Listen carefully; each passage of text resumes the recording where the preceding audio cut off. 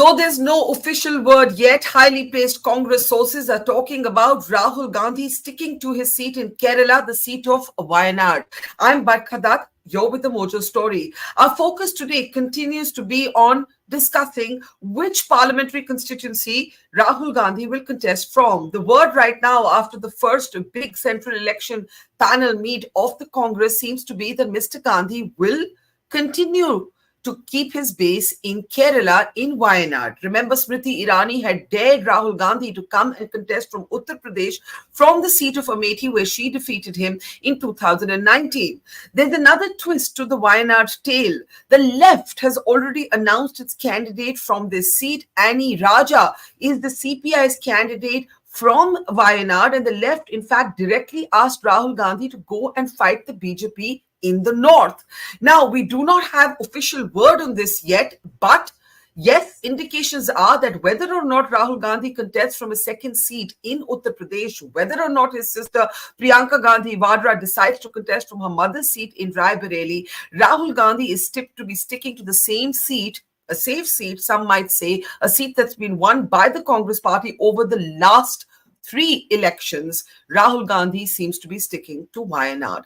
To talk about the many implications of what's going on in Kerala, remember the daughter of former Congress Chief Minister Karunakaran has joined the BJP. Shashi Tharoor is headed for a battle with Rajiv Chandrasekhar. There are many interesting things that are unfolding in Kerala. Let's introduce our guests on the program today as we look at Rahul Gandhi's contest from Wayanad. BJP leader Vinita Hariharan is with us. Welcome back to the program.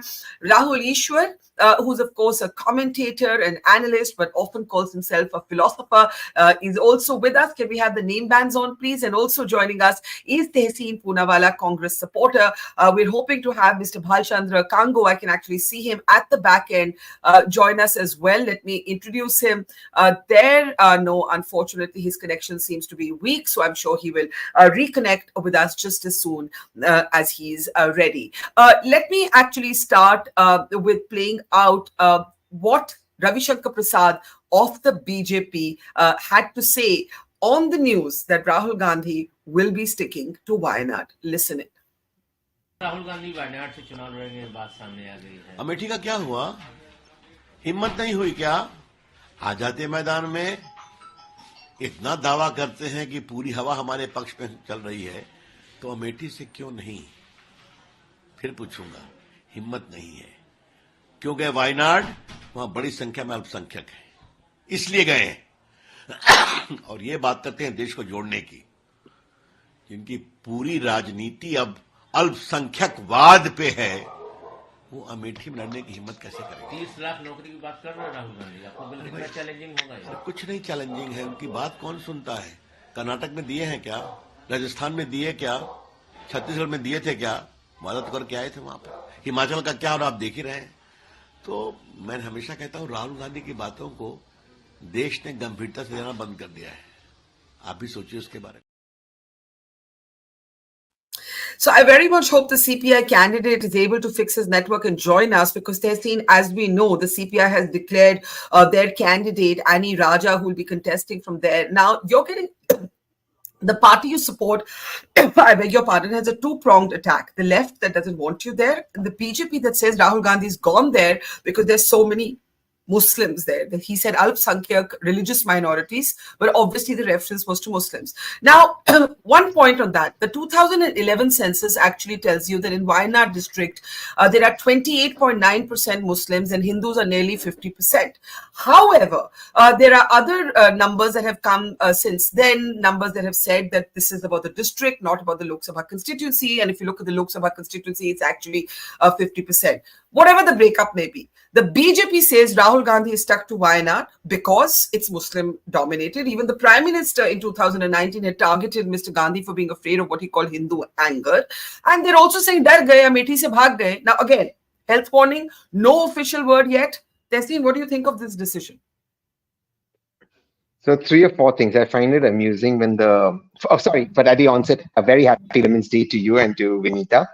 And may your pride increase. We need more women in politics and journalism. Thank you. Yes. 365 days are yours, so it's sad that we celebrate only one day. But yeah, we need more women in journalism and in politics. So more power to you all. Two things. I find it funny when the left loonies make any statement. The left and they can't win, and they're not going to win anything in Kerala. It's an outdated ideology. And honestly, what the left is doing, along with the BJP, is trying to help. And what the BJP is doing, along with the left, is try to gather up votes for the left so that the Congress gets cornered. And this is something we've seen throughout the politics of the left and the BJP in Kerala. I'm not saying that this politics is the same across the nation, but in Kerala, where the BJP does not have a strong foothold as of today, this is the politics that has been prevalent. However, the left is making a serious mistake, because anybody who thinks that the BJP is not eyeing Kerala and Tamil Nadu, all they have to see is the most number of programs the Prime Minister has had outside of elections has been in Kerala and Tamil Nadu. And of course, he's eyeing it. That's why Rajiv Chandrasekhar is taking on Shashi Tharoor. That's why they are doing that. So the BJP has a plan. The left, as usual, is clueless, planless. Now, Ravi Shankar Prasad ji, I have, again, a lot of respect for him, but it's an oxymoron. He says, who takes Rahul Gandhi seriously? And he comes and gives bites every single time on Rahul Gandhi. So either he's as jobless that he has to give a bite on Rahul Gandhi ji, or this is just politics. So now the fact of the matter is, as much as I know the Congress, the Gandhis will fight, at least Rahul Gandhi will fight from two constituencies is what I think. I don't think he's going away from Uttar Pradesh. Wyanad he's not going to back up, and any numbers of the caste census, of the numbers of population religion wise, I think it's insulting to Indians because we are Indians. It doesn't matter on religion. But even then, if the BJP is so serious about demographic breakup, I challenge them. What Rajnath Singh ji said on the floor of the House, caste census, along with the population census of 2011, release it. The BJP has the data, release it just now. Don't come out here and talk, oh, there are so many Muslims, there are so many Hindus, as if Muslims are not allowed to vote. Why are you demonizing Muslims? You can make your point against Rahul Gandhi without demonizing an entire set of citizens of India. I don't think that's fair. So I think the BJP should also stay away from it, particularly since the Prime Minister's campaign the third time seems to be less on anti-Muslim rhetoric so far. So I find it amusing that the BJP does it. But then again, they will do it in Kerala because that's the way the Kerala politics works. Okay, just on the numbers, because I don't want to be accused of peddling fake news on this issue. Tessie, I'm going to mute you just for a second because there's some noise coming from your end. If we can play these slides on our screen, this is the census of 2011, and actually the census looks at Wayanad district in these numbers, a Hindu majority district, right? A district. But then the Quint, for example, argued that the district is not the same as the Lok Sabha constituency. And if you aggregate the assembly segment population, then it is, in fact, a Muslim-dominated constituency. Tehseen is saying, why is this even relevant? Why is this the first thing that Ravi Shankar Prasad has said? So let me take that to Vinita Hariharan. He's your senior colleague, Mr. Ravi Shankar Prasad, former union minister. The first comment that has come from him is, oh, Rahul Gandhi has gone to Wyanad, A, because dar gaye, scared of Amethi. Scared of taking on Smriti Irani in Amethi, and B, because there's a large number of religious minorities there. Go ahead, Vinita. Your comments on this news coming in that Rahul Gandhi will stick to Wayanad. I'll just let me unmute you. 1 second. Vinita, I think you're muted at your end. Please, if you could do something about that. Vinita, you're muted at your end. Vinita, you need to unmute yourself at your end. You've clicked mute at your end. If you can hear me, you have clicked mute. No, Vinita. All right. Yeah, there you are. Go ahead. No. So yeah, I'll just stick to the point of Rahul Gandhi contesting in Wyanad and, the entire narrative around it. So Rahul Gandhi's entire, strategy in Wyanad, he has hardly been there in the constituency. He's been touring very, the frequency of his visits to Wyanad has been less. And the entire statistics around Wyanad, if you see, Wyanad is one of the aspirational districts which is not really performed as well as per Niti Aayog's assessment as well. And we still have about 32.85% of the population still below poverty line in Wyanad. So it's a very poor district. It's still largely tribal. So 5 years of his, kind of MPship in this constituency has not really improved the parameters in Wayanad. So that is something that will be taken cognizance of. However much, you say that Wayanad is a tribal district, however much, Rahul Gandhi may want to believe that it's a safe haven, it's no longer so, because it's now pegged to his performance and people take cognizance of these things nowadays. The voters are very, very discerning these days. So therefore, But we leave it to Vinita, the voters to decide. but Vinita, the point is, unlike Amethi, where clearly the voters punished Mr. Gandhi for what they perceive to be a lack of socioeconomic development. If we were to look at the performance of the parties over the last 3 elections, this has been a seat that the Congress has won for 3 consecutive elections. We'll have that slide up in a moment. The voters have voted Congress, not just in 2019 when Rahul Gandhi was the candidate, but even earlier, the last 2 elections. Yeah, so there's another perspective to it, that they thought that Congress was, the Indian National Congress was, or the UPA at that time was a national party, but it's reducing its kind of, the umbrella of the UPA and the coverage of the Congress across the country is reducing as a national party. So that also people have realized that the strongest and the most robust party today, the national party, is the BJP and the NDA. And therefore, that is why we have tall leaders joining the NDA, because of the belief in the entire nation building narrative of the NDA. So I think that itself is proof enough to show that people's faith in the Congress is depleted, and as a national party. So the trump card on which Rahul Gandhi was fighting last time was, people thought perhaps he was a prime ministerial candidate, but that's no longer so. So they've seen the Congress's performance over the last 5 years, and therefore they will judge for themselves. And it's the Congress's internal decision whether Rahul Gandhi should fight from Wyanad or not.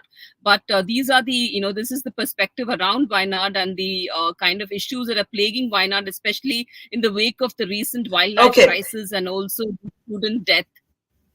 Let me just bring in Tehseen for a moment, Rahul, and I'll come to you right after that. There's also speculation amongst the sort of many young second-generation Congress leaders that are joining the BJP.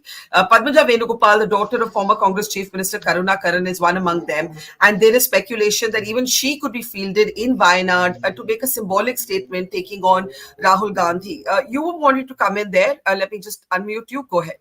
Yeah. I think you've,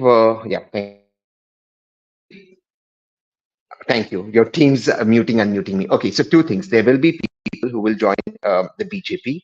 It is because the BJP does have an outreach in Kerala, and that's practical politics. They do want to now cross the bastions of Kerala and Tamil Nadu. So this outreach will happen and people will join. And I'm not going to make personal comments, because people have a right to join a political party and they have a right to contest election. But 2 points that were raised. Number one, the Niti Aayog report for 2022-2023 for both years ranks Wyanad as the best performing district. Both years got 3 crore rupees from the Niti Aayog. In 2023, it also became the first district in India to become absolutely 100% open defecation free. So that's kudos to Rahul Gandhi. So this idea that Rahul Gandhi hasn't performed in Wyanad is not quite true. The BJP hasn't even been able to build up that narrative in Wyanad. So Rahul Gandhi will win Wyanad. He'll win it by a record margin. The issue is not about Rahul Gandhi winning or losing Wyanad. Left and BJP cannot defeat him in Wyanad. That the numbers don't add up, and I don't mean numbers because of Muslims. It's just he will win he'll be a very strong candidate. The question that now is that if the BJP believes that Rahul Gandhi is non-performing, if Rahul Gandhi or the Congress is such a liability, why is the BJP taking everybody from the Congress in its fold? 2024 election seems more like Congress Modi versus Congress Rahul Gandhi. Everybody is joining the Congress, including the latest person who showed right now who may contest, Padmaja, who may contest against Rahul Gandhi ji, is from the Congress. Ashok Chavan, Milind Deora, you name the person who's joining the BJP from the Congress. So it's Congress versus Congress 2024. I thank the Prime Minister. He wanted to do a Congress Mukt Bharat. He's doing another BJP Yukt Congress, and it's Congress Modi versus Congress Rahul Gandhi, and I'm very happy with it. Whoever wins Congress is going to be in power. So good. So you're calling it a Modi Congress, is it? Congress Modi versus Congress Rahul. That's what it's turning out to be. And the loyalists of the BJP are poor people. At least in Maharashtra, I'm seeing they're all sulking. They're putting up posts on Facebook that we work 20 years, 30 years. Anyone who's coming from the Congress gets the Lok Sabha, becomes an MP. So good. I'm grateful to the Prime Minister. Even if Padmaja contests, great. She's come from the Congress. Make her contest. That's all the BJP is doing. Is Congress? Okay. It's Congress Okay. BJP anymore. Okay. Okay. Hold on, Tehseen. Let me Mr. Bhalchandra, can you hear me? I'm going to try and see if you can hear me. Can you hear me? Okay. Yes, I can hear you.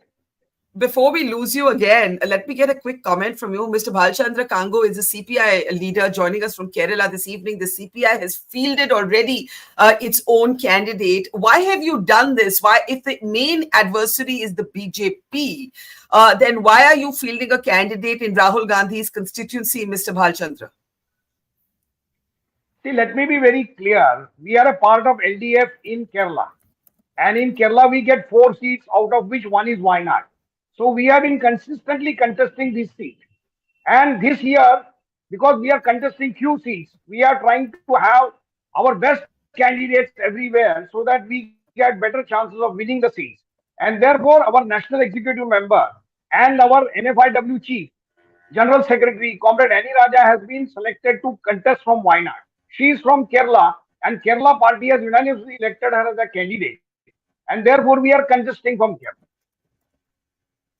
But may I ask you, those are the pictures of Annie Raja. In the 3, you say you've been consistently contesting, but you have also been consistently losing. This is the seat that the Congress has won for the last 3 elections. Do you not think that symbolically at this time, a united opposition on the national stage should have been your priority, Mr. Bhalchandra? See, please understand, we are a different party than Congress. We are fighting for our national recognition, and Kerala is one state which has given us help, which has helped us to get the national recognition. We are not contesting many seats. In all over India, we will not be contesting more than 30 to 40 seats. Whereas Congress has a lot of seats to contest. And therefore, if somebody has to contest from different seats, it is Congress and not communists. That is my contention. Okay, let me bring in Rahul Ishwar. I know Tehseen will have a lot to say about this, but Rahul, this is your home state and it's really hotting up the contest. There are lots of interesting contests that are emerging, and that's all great for democracy. But just your thought on Rahul Gandhi's pick, and Rahul again, not Rahul Gandhi, but Rahul Ishwar, you're muted at your end. Okay, Barkha, 2 submissions. One a fact and second a philosophy. One Wyanad parliament seat is coming together of 7 assembly seats from 3 different districts. Wyanad, Kozhikode, and Malappuram. Wyanad basically has Manadavadi, Sultan Batheri, Tiruvambadi, Ernaad, Nilambur, and Vadu. These are from 3 different districts altogether. So that's I hope I am audible. I mean, you're kind of bunching up. You're having a day of bad networks, clearly. But you were talking about the assembly segments in Wyanad. Go ahead. Yeah. In 3 districts altogether, and it's a matter of fact that more than 40 to 43% are our Muslim brothers. Nearly 16% is from the SC/ST community, and 13% is Christian, and nearly 29% is the OBC forward caste Hindu vote bank. That's the fact of it. Second, it is again a question to the Nehruvian secularism, because back in 1957, our Nehruji said Muslim League is a dead horse. His great grandson has to win with Muslim League support is an invalidation of Nehruji secularism and positive validation of a Muslim League's commitment to pluralism, because Muslim League has always been at the forefront of harmonizing things, balancing things, and we all know it is a reality that Muslim League is helping Rahul Gandhi in there. So let us applaud Muslim League for their secular, or what you call plural stand, and this whole Nehruvian idea of rejecting, or what is usually perceived as rejecting Hindu identity has backfired. This is a philosophical part of it. I seriously think Rahul Gandhi has huge traction in Kerala, because after Bharat Jodo, especially in the southern states, Rahul Gandhi has regained a kind of image. He has a better chances of doing this, even though there was a very strong person from the BJP side last time, Mr. Tushar Vellapalli. He even didn't make the cut. He even lost the basic deposit. Rahul Gandhi has definitely a charm. I think if he is contesting, he will win, even though Aniraja is a very, very formidable leader to fight with. So this is the ground reality. Let us be honest in acknowledging that Muslim League is the facilitator here. So talk a little bit about this Muslim League point. You're saying that you can't both talk about secularism and take support from the Muslim League, right, Rahul Ishwar? No, it is just the other way around. I'm a Gandhian, let me be very honest. If there is some party who is taking forward Mahatma Gandhi's pluralism, it is Muslim League. Muslim League has been consistently sacrificing their own personal demands, and they have been fielding AK Antony from their own seat. They have been fielding Sri Rahul Gandhi. See, Muslim League is a pluralist party. They are not a secular party. That's the whole secular frame of the Congress left. There is the failure. Muslim League is a very pluralistic party who has been taken even after the Babri Masjid demolition. Muslim League really balanced Kerala in a sense without riots. Kerala didn't had any of that animosity because we had Tangal families. But the point is, Muslim League is not secular. They are a pluralistic party. They proudly uphold their Muslim identity and they are ready to sacrifice for the larger things. But on the other side, we have the left liberals or the general Congress left ecosystem who is ready identity and play an imaginary secular. So there is a difference between secularism and pluralism. I got what you're saying, and I want to take it to Tehseen. I'm sure you want to respond both to Rahul Ishwar on the Muslim League support, which he's kind of done tongue-in-cheek, but nicely, and said what would Nehruvian secularists say about that, and to Mr. Bhalchandra, your colleague from the CPI, who says, look, we've been consistently fighting this. Why should we go away? You go away. You're the outsider. Rahul Gandhi, I mean. Tehseen, go ahead. I mean, they've been consistently fighting it, but they've been consistently losing. They've not been winning. So here, I mean, this is strange that just because we've been fighting, we will dent you more because we've been losing. I mean, so they're going to lose their deposit. They have a good candidate, but they're going to lose their deposit. And I think we should waste very little time on the left. I'm seriously saying that because left is now relegated to politics of canteens in universities. It is an ideology that is over in this country. It is actually over. Kerala is the last bastion, and they're not going to win much in Kerala, even in 2024. So this is the end of the left politics. But to what Rahul Ishwar says, I disagree with Rahul Ishwar there. I am, while I do acknowledge the contributions of the Muslim League, I am a Nehruvian, and I think it is time that religious politics be completely kept aside, whether it be by the BJP or it be by the Muslim League. So as secular or as pluralistic as somebody it is, when it comes to elections should be a secular business, and wearing your religion on your sleeve should not be the matter. Because the minute you justify it with the Muslim League, saying that it's pluralistic, what stops an OAC from doing it, or what stops the Prime Minister from then talking about Shamshan Kabristan? So the problem is, the minute you start a religious conversation and one religious group is branded as pluralistic, that's a very slippery slope. And once you go down that slippery slope, there is no recovering. So I am very clear that religion should be kept absolutely in the house. You should, in fact, I will go a step further, saying no political party should have the word, any religious word in their names. I would go that step further. I am very clear on this. So then the Congress, but then the Congress should disassociate. This is not the same Muslim League of Pakistan. Of course, but they are in an alliance right now in Kerala. Yeah, they are in an alliance, and I do acknowledge the reality of that. But I do also believe that we must move towards a politics where religion does not matter. Because the minute you get into religion, Ravi Shankar Prasad's second point will be, there are so many Muslims in Kerala or in Wyanad. And that is not acceptable, because that then demonizes an entire group of voters. That's the problem. So Rahul Ishwar, were you being sarcastic about the Muslim League support to the Congress? Absolutely no. Absolutely. See, this is where I disagree with. I really like the Sinji. See, the point is, Nehruji's guru, Mahatma Gandhi, was a religious politician. Now, people may not agree with it. Let us be honest about it. Mahatma Gandhi blended religion and politics. You can use the word spirituality. If you don't like the word religion, you can use the word spirituality. See, in a nation like India, the right-wing identity anywhere is strong. For example, Trump is not winning in US because of any other thing, but he has Christian, white, evangelical base. See, everywhere there is a right identity and the left identity. The right identity is primarily based on region, religion, language. For example, DMK in that sense is more right-leaning. So Mahatma Gandhi used to balance the right wing and left wing of the Congress party. Congress lost that balance. Been alive, he would be most happy with Muslim League, because Muslim League is a genuinely pluralistic party. Even the BJP leaders respect. For example, the RSS leaders, when they come to Kerala, they routinely even say good words about things. Or Sridharan Pilla, who was formerly BJP president, used to appreciate Tangal, because only when you uphold an identity, you will be able to manage it, you will be able to flex it, you will be able to balance it in a good way.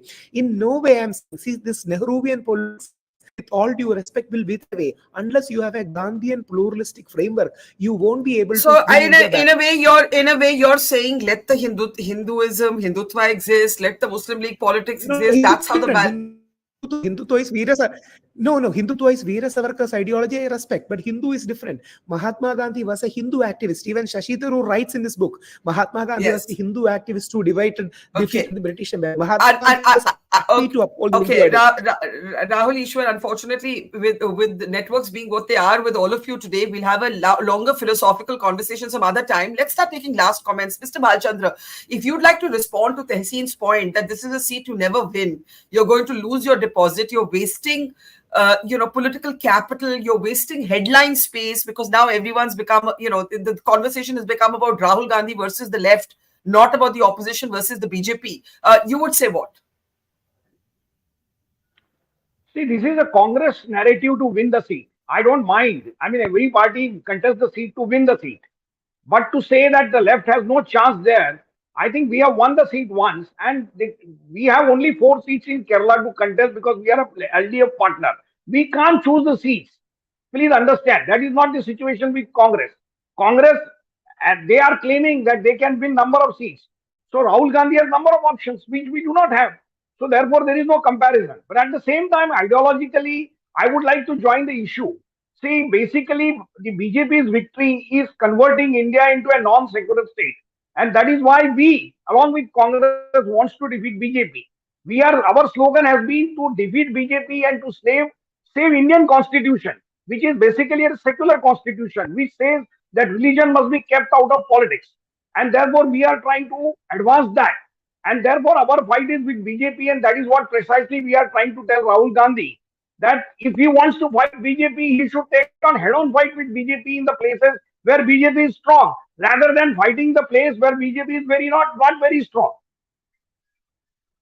Okay, Tehseen, I'll give you the last word. Let me just bring Vinita in. She's been silent for a long time. Vinita, go ahead. Last thoughts. Yeah, so I would like to again, counter this narrative of BJP being a non-secular party. It's a very much a secular ethos. It has a secular ethos, and you can see from the kind of array of candidates that we have in Kerala as well. We have 2, Christian, and we have a Muslim candidate as well. So, and we have representation for women. We have representation of farmers. So it's an absolute, mix of well-balanced mix of candidates, well-balanced mix of, measures that we take, and our outreach is equal for all. And as Rahul said, Hinduism also is religion that's all encompassing. So there is definitely BJP as a party also has never distinguished. It respects the constitution in letter and spirit. And the secular aspect of the constitution is very, very intact under the NDA and under the BJP rule. Okay, I'm out of time. Rahul Ishwar, quick word, and then Tehseen closes. I'll just take one word. I'm a huge admirer of Modi ji. I was in this program yesterday too. Modi ji, the only force which can defeat Modi ji is a Hindu activist, Gandhi. And Gandhi, because Gandhi is much more of a Hindu than Modi ji. Hindutva is different. Please remember, Muslim League is the right politics. Muslim League is doing the right politics. Unfortunately, people don't understand. Muslim League is not a liability, but it's the greatest strength of Congress. Please don't make sound Muslim League as a liability, because they are a genuinely pluralistic party who works for the balance and harmony of Kerala. Okay, Tehseen, to Rahul Ishwar's point, only a Gandhi-type character can beat Modi. He means Mahatma, not Rahul. But I'm going to give you the last word there. Yes, go ahead. Yeah, I do agree that only a Gandhi can beat Prime Minister Modi, and I also meet Mahatma. I do agree with that, but I do have a fundamental problem that when religion is worn openly, I do have a problem with that. I'm not saying that somebody is not pluralistic. I have a larger problem, because then what makes you say that, for example, OAC is not pluralistic? How do you define that? OAC everyone in their religion is pluralistic by their point of view. Then where does the buck stop? So I think that you must not go down that road. But let me leave that. That's not a debate for now. Look, what Mr. Balchandran said is, where do we go? The LDF is not giving us any seats. So the LDF is not giving you seats. You are attacking Rahul Gandhi away the space of the opposition to defeat BJP. But you yourself on this program say, Mr. Balchandra, that you want to defeat the BJP to save the constitution of India. Then make adjustments with the LDF. Ask the LDF to adjust you. You can't be asking Rahul Gandhi, because imagine what happens. Hypothetically, if you do defeat Rahul Gandhi, look at the blow that will happen to the opposition alliance. It will completely go smithers. So that's not the way politics is fun. Politics is also about making space for your political partners. You can't come in politics and say, because our LDF is not giving us space, we will defeat Rahul Gandhi. You're not going to defeat him, but I'm talking in a hypothesis. One last point: the BJP is, the BJP is safeguarding the constitution. We've just seen today a former judge, a sitting judge, come out and say BJP was in touch with me while he was giving judgments for the BJP against the ruling government. He says BJP was in touch with me while I was a judge and I've joined the BJP. I think the BJP should also reflect on what road we're taking down. The BJP seems to be in a good position. Does it really need to do this? I think something that the BJP needs to reflect upon. But I still say it's Congress Modi versus Congress Rahul Gandhi. Okay, we leave it there. Justice Abhijit Gangopadhyay, whom you do refer to, I'm actually interviewing next. So I'll put some of those questions to him. Thank you very much to Vinita, to Rahul Ishwar. Sorry, Tehseen, you're trying to say something. Yes. Yes. Let me unmute you. Give me a second. Yes, go ahead. He said it's difficult to choose between Gandhi and Godse. You'd have to think. You must ask him about that.